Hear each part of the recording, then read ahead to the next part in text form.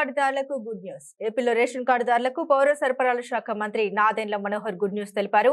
వచ్చే నెల నుండి రేషన్ కార్డుదారులకు తక్కువ ధరకే కందిపప్పు పంపిణీ చేయడం జరుగుతుందని తెలిపారు. శనివారం గుంటూరు జిల్లా పరిషత్ సమావేశంలో మంత్రి నాదెండ్ల పాల్గొన్నారు.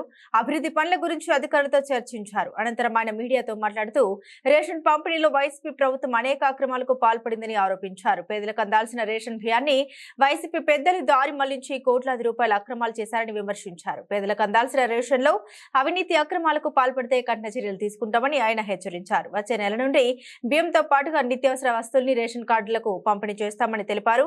బియ్యం డోర్ డెలివరీ పేరుతో చేపట్టిన విధానంలో భూయిష్టంగా ఉందని మంత్రి నాదెండ్ల మనోహర్ అన్నారు. గత ప్రభుత్వ చర్యల వల్ల పౌర సరఫరాల శాఖకు భారీగా నష్టం జరిగిందని ఆయన విమర్శించారు. డోర్ డెలివరీ పేరుతో ఎన్డీయూ వాహనాలు ఏర్పాటు చేసినా ఎక్కడ డోర్ డెలివరీ జరగడం లేదని మంత్రి నాదెండ్ల పేర్కొన్నారు.